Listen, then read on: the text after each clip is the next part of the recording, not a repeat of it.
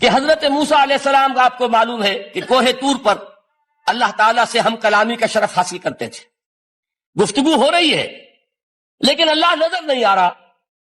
اب اس کو اپنے اوپر طاری کیجئے کہ صاف سامنے آتے بھی نہیں، صاف چھپتے بھی نہیں.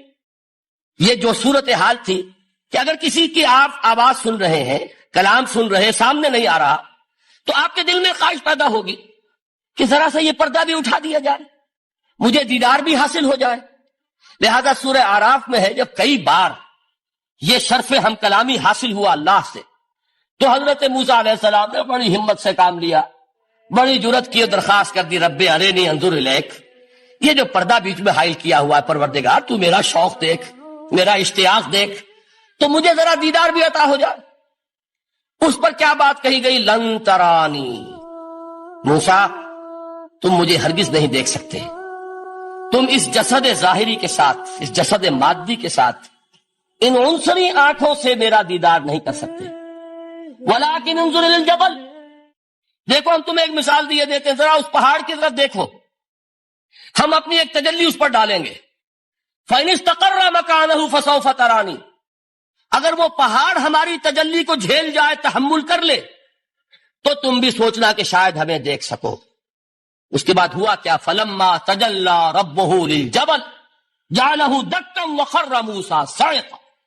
جب اللہ تعالیٰ نے پہاڑ پر اپنی ایک تجلی ڈالی تو وہ پہاڑ جو ہے پھٹ گیا.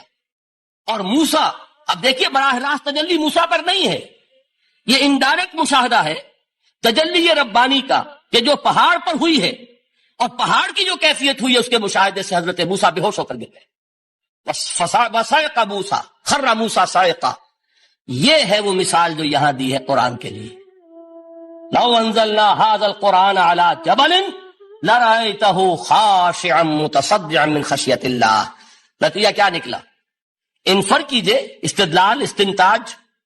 نتیجہ یہ نکلا کہ جو تاثیر تجلی ذات ربانی کی ہے وہی تاثیر کلام ربانی کی ہے. صرف یہ ہے کہ ہمیں اس کا شعور نہیں، ہمیں اس کا ادراک نہیں. یہ بالکل ذات کی تجلی کی جو تاثیر تھی وہی قرآن خود بیان کر رہا ہے کہ اس کلام ربانی کی بھی. اس کو بھی علامہ اقبال نے خوب کہا ہے، فاش گویم آنچ در دل مزمرست، صاف کہہ دیتا ہوں جو کچھ میرے دل میں ہے. این کتابیں نیش چیزیں دیگرست، اسے کتاب نہ سمجھ بیٹھنا قرآن کو، یہ کتاب نہیں ہے، کچھ اور ہے. کچھ اور کیا ہے؟ مثل حق پنہاؤ ہم پیداستو، زندہ پائندہ گویاستو. یہ تو جیسے اللہ تعالیٰ کی ذات ہے، مثل حق، ذات حق سبحانہ و تعالیٰ کی طرح یہ زندہ ہے، پائندہ ہے. مثل حق، پائندہ گویاستو، یہ جو ہے زندہ ہے، یہ متکلم ہے، کلام نہیں ہے.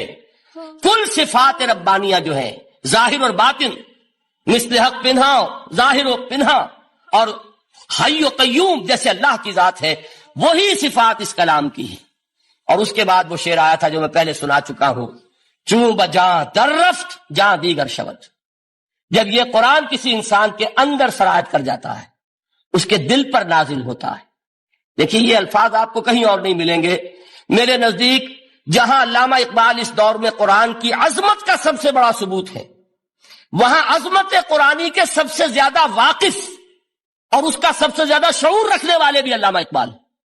یہ الفاظ آپ کو کہیں نہیں مل سکیں گے کہ مثل حق پنہاؤ ہم پیداستو، زندہ پائندہ گویاستو، چوں بجاں در رفت جہاں دیگر شود، جہاں چو دیگر شد جہاں دیگر شود. جب یہ انسانوں کے اندر سرایت کر جاتا ہے، ان کے اندر ایک انقلاب آ جاتا ہے، اور یہ اندر کا انقلاب ہے جو ایک عالمی انقلاب کا پیش خیمہ بنتا ہے.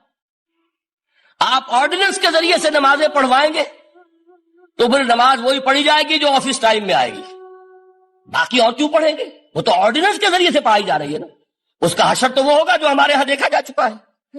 اور اس وقت بھی، اس زمانے میں نے یہ سنا ایک جگہ کہ کلاس 4 امپلائیز جو ہیں، وہ شروع میں جب آرڈیننس نافذ ہوا تھا ہمارے ہاں تو دفتروں میں بڑا اہتمام ہوا، آفیسرز نے خاص طور پر بڑے اہتمام سے ظہر کی نماز پڑھنی شروع کی.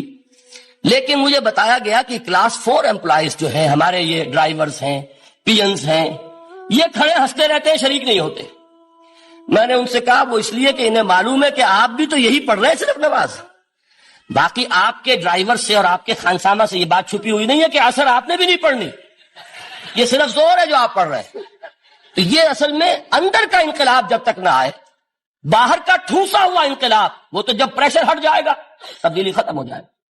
چوں بجا در رفت جہاں دیگر شود، اندر انقلاب آئے، جب اندر تبدیلی ہو جائے گی اب انسان کا پورا وجود بدلے گا، پھر اس کے اندر سے تبدیلی جو ہے وہ ابھرے گی، اسے کسی خارجی دباؤ کی ضرورت نہیں ہوگی۔ جہاں تو دیگر شد جہاں دیگر شود، اور جب انسانی شخصیتوں کے اندر یہ انقلاب اندر سے آتا ہے تو پھر وہ عالمی انقلاب بنتا ہے، جیسے کہ محمد رسول اللہ کا انقلاب۔ واقعہ یہ ہے کہ اگر جوش کانسپیریسی، عبداللہ ابن سبا کی سازش اگر کامیاب نہ ہو گئی ہوتی اور مسلمانوں کے اندر آپس کا اختلاف اور سرپھٹول نہ ہو جاتا، جو حضرت عثمان کی شہادت، پھر حضرت علی کی شہادت رضی اللہ تعالی عنہما، اور حضرت علی کی دوران خلافت یہ آپس کے جو جنگیں ہوئی، جنگ جمل، جنگ صفین، جنگ نہروان، اگر یہ نہ ہوئی ہوتی تو جس سپیڈ کے ساتھ اور رفتار کے ساتھ انقلاب محمدی کی توسیع ہو رہی تھی علی صاحب الصلاۃ والسلام، کوئی طاقت دنیا میں نہیں تھی۔ اقبال نے اس کا بھی نقشہ کھینچا ہے کہ تھمتا نہ تھا کسی سے سیل رواں ہمارا، وہ سیل رواں تھا، کوئی روکنے والا نہیں تھا۔ انٹرنل سیبوٹاج وہ ہے کہ جس نے اس انقلاب کا راستہ روکا ہے۔ تو واقعہ یہ ہے کہ وہ اندرونی انقلاب حضور نے برپا کیا قرآن کے ذریعے صحابہ میں، اندر سے جو انقلاب تھا اس نے عرب میں ایک انقلاب کی شکل اختیار کی، اور یہ انقلاب جو ہے اتنی اپنے اندر قوت رکھتا تھا، اتنی پوٹینشیلٹی تھی اس کی کہ وہ 20 برس کے اندر اندر کہاں آکسس دریائے جیہوں، کہاں اٹلانٹک، تصور تو کی تاریخ میں اس سے پہلے اتنی بڑی کوئی مملکت قائم ہوئی نہیں، کہاں یمن اور کہاں ایشیائے کوچک، ایشیا مائنر ٹرکی، یہاں سے وہاں اور وہاں سے یہاں، اتنی عظیم مملکت حضرت عثمان رضی اللہ تعالیٰ عنہ کے خلافت میں ہو چکی تھی۔ یہ بات اگر یہ چلتا معاملہ آگے تو کوئی قوت اب نہیں رہی تھی، سلطنت روما ختم ہو چکی تھی، سلطنت کسرا ختم ہو چکی تھی، پرستیں اڑ گئے تھے، اب کون سی طاقت رہ گئی تھی جو سیلاب کا راستہ روکتی؟ یہ وہ یہودی سازش ہے جس نے اندر سے سیبوٹاج کیا۔ بہرحال یہ ہے انقلاب محمدی کا طریقہ، اندر سے تبدیلی۔ اسی کو علامہ اقبال نے کہا ہے، تیرے ضمیر پہ جب تک نہ ہو نزول کتاب، گرہ کشا ہے نہ راضی نہ صاحب کشاف۔ یہ قرآن اب بھی تم ایسے محسوس کرو کہ جیسے تمہارے دل پر نازل ہو رہا ہے۔ اور مجھے یاد آیا امام ابن قیم رحمت اللہ علیہ، ان کا ایک بڑا پیارا جملہ ہے، وہ کہتے ہیں قرآن کے بعض پڑھنے والے ایسے ہیں کہ جب وہ قرآن کو پڑھتے ہیں تو یوں محسوس کرتے ہیں کہ قرآن مصحف میں لکھا ہوا نہیں ہے، ان کے اپنے دل کے اوپر کندہ ہے، دل کے اوپر سے پڑھ رہے ہیں، یعنی اتنی کامل مطابقت وہ محسوس کرتے ہیں، اپنی فطرت، ہیومن نیچر اور قرآن کے اندر اتنی مطابقت ہے، اس طرح وہ ٹیلی کرتے ہیں ایک دوسرے کے ساتھ کہ محسوس ہوتا ہے کہ وہ کتاب ان صفحات میں لکھی ہوئی نہیں ہے بلکہ لوح قلب پر لکھی ہوئی ہے کہ جہاں سے وہ انسان اسے پڑھ رہا ہے۔ تو پہلی بات تو قرآن مجید کی اس آیت کے حوالے سے اس پہلو سے ہمارے سامنے آئی کہ جو تاثیر ہے ذات ربانی کی تجلی کی، وہی تاثیر ہے اس قرآن مجید کی، بشرطے کہ ہمارے دل جو ہیں وہ کچھ اپنے اندر اس استعداد اور صلاحیت کو پیدا کر لیں۔ دوسرا مقام ہے سورہ یونس کا۔ اب کسی کلام کی عظمت کا دوسرا پہلو ہو سکتا ہے اس کی افادیت کے اعتبار سے، اس سے فائدہ کیا ہوگا نوع انسانی کے لیے۔ دیکھیے 2 آیات، یہ عظیم خزانے ہیں عظمت قرآن کے۔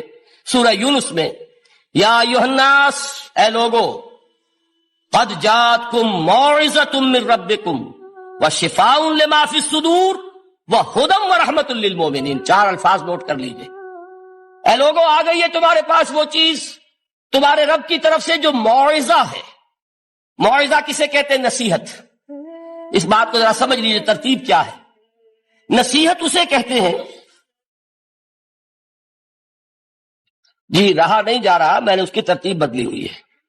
مجھے یاد دلایا ایک صاحب نے کہ سورہ رحمان کی ابتدائی آیات کا بیان تو رہ گیا، وہ رہا نہیں، میں نے پڑھا کسی اور ترتیب سے تھا، بیان کسی اور ترتیب سے کر رہا ہوں۔ پڑھنے میں 4، 2 اور 1، اور اب جو میں بیان کر رہا ہوں پہلے 1 آیت سورہ حشر کی جو بیان کی، اب 2 آیات ہیں سورہ یونس کی۔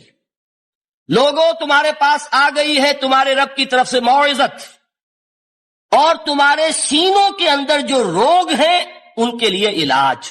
توجہ کیجئے گا، ہم نے قرآن کو کیا سمجھا ہے؟ صرف ایک مقدس کتاب، ایک حصول ثواب یا ایصال ثواب کا آلہ۔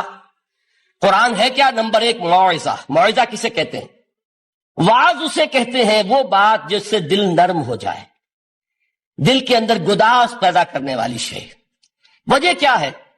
اعلیٰ سے اعلیٰ حکیمانہ بات کسی سے کہی جائے، دل سخت ہے، اثر نہیں ہوگا، ایک کرسٹ آ جاتا ہے انسان کے دل کے اوپر، جیسے کہ یہود کے علماء کے بارے میں فرمایا گیا ثم قست قلوبکم فہی کالحجارۃ او اشد قسوۃ وان من الحجارۃ لما يتفجر منه الانہار وان منها لما يهبط من خشیۃ اللہ وان منها لما يشقق فيخرج منه الماء۔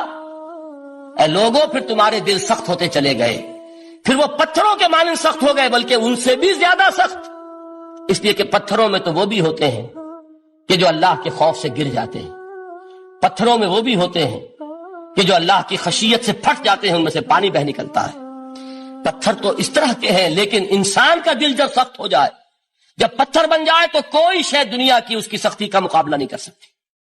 پہلے اس سختی کو نرم کریں گے، جیسے زمین ہے چٹیل زمین، اس زمین کے اندر ہل چلے گا تو بارش جو ہے فائدہ دے گی، اس کو آپ زمین کو نرم کرتے ہیں تاکہ وہ بارش کو جذب کرے، ورنہ چٹیل زمین ہے سخت، وہ پانی بہ جائے گا اور وہ زمین کے اندر جذب نہیں ہوگا۔ تو پہلا لفظ استعمال کیا موعظہ۔ یہ قرآن واعظ ہے، نصیحت ہے، دلوں کو نرم کرتا ہے، دلوں پر جو کرسٹ آ گیا ہے سخت اسے توڑتا ہے، اس میں ہل چلاتا ہے۔ پھر کیا کرتا ہے؟ پھر جب یہ جذب ہوتا ہے، شفاء لما فی الصدور، جو سینے کے روگ ہیں ان کے لیے شفا ہے۔ اب آپ غور کیجئے گا، علامہ اقبال نے انہی دو اعتبارات سے مسلمانوں کا مرثیہ کہا ہے کہ مسلمانوں نے اس قرآن کو نہ موعظہ کے لیے استعمال کیا اور نہ تزکیہ نفس کے لیے استعمال کیا، بلکہ اس کو تو صرف بنا لیا ہے وہ جان آسانی سے نکالنے کا نسخہ یا ایصال ثواب کا آلہ۔ چنانچہ کہتے ہیں واعظ کے لیے واعظ دستاں زنو افسانہ بند۔ واعظ جو ہے ہمارے داستانے کہتے ہیں، افسانے کہتے ہیں، قصے کہتے ہیں، لطیفے کہتے ہیں، مانیے او پست و حرف او بلند، اس کے بیان میں معنی تو ہوتے ہیں بہت ہی گھٹیا، نیچے کے پست، الفاظ کا شکو ہوتا ہے، الفاظ بہت اونچے ہوتے ہیں۔ از خطیب و دیلمی گفتار او با ضعیف و شاذ و مرسل کار او، سارا باز و نصیحت جو ہو رہا ہے وہ ضعیف حدیثوں کے ذریعے سے، ضعیف روایات، روایات بخاری کی ہو، مسلم کی ہو، ترمذی کی ہو، ابن ماجہ کی ہو۔ کہاں خطیب بغدادی اور دیلمی، وہ کتابیں کہ جن کی کوئی سند نہیں ہے، وہاں کی روایات کے ذریعے سے لوگوں کو تذکیر کرنے کی کوشش کر رہے ہیں۔ با ضعیف و شاذ و مرسل کار ہو، ضعیف روایات، شاذ روایات، مرسل روایات، جن کا سلسلہ روایت محمد الرسول اللہ تک متصل نہیں ہے، اس کے ذریعے سے کر رہے ہیں۔ حالانکہ موعظہ، سب سے بڑا موعظہ یہ قرآن تھا۔ قرآن کہتا ہے خود فذکر بالقرآن من یخاف وعید، اے محمد صلی اللہ علیہ وسلم آپ اس قرآن کے ذریعے نصیحت کیجئے۔ یہ قرآن ہے جو دلوں کی سختی کو ختم کرے گا، گداز پیدا کرے گا۔ دوسری طرف علامہ اقبال کیا کہتے ہیں کہ جہاں تک ہمارے ہاں جو بھی تصوف کے معروف حلقے ہیں، صوفیاء حق کی بات نہیں کہہ رہا، وہاں قوالی ہو رہی ہوگی تو حال آ جائے گا۔ صوفی پشمینہ پوشے حال مست، از شراب نغمہ قوال مست۔ قوال سے جو کچھ مل رہا ہے، حال آ رہا ہے، مستی آ رہی ہے، کیف اور سرور حاصل ہو گیا ہے۔ صوفی پشمینہ پوشے حال مست، از شراب نغمہ قوال مست۔ لیکن یہ کہ اس کی محفل میں در نمی سازت بقرآن محفلش، اس کی محفل میں قرآن کا کہیں گزر نہیں ہے۔ جبکہ محمد الرسول اللہ صلی اللہ علیہ وسلم کی بھی ایک محفل ہوتی تھی، محفل سماع۔ وہ محفل سماع کیا تھی؟ حضور صحابہ سے فرمائش کر کر کے قرآن سنتے تھے۔ حضرت عبداللہ ابن مسعود رضی اللہ تعالیٰ عنہ کی روایت موجود ہے کہ مجھے ایک مرتبہ حکم دیا حضور نے کہ قرآن سناؤ۔ میں نے عرض کیا حضور آپ کو سناؤں؟ آپ پر تو نازل ہوا ہے۔ تو حضور نے فرمایا نہیں، مجھے کسی اور سے سن کر کچھ اور لطف حاصل ہوتا ہے۔ اب امتثال امر میں حضرت عبداللہ ابن مسعود رضی اللہ تعالیٰ عنہ نے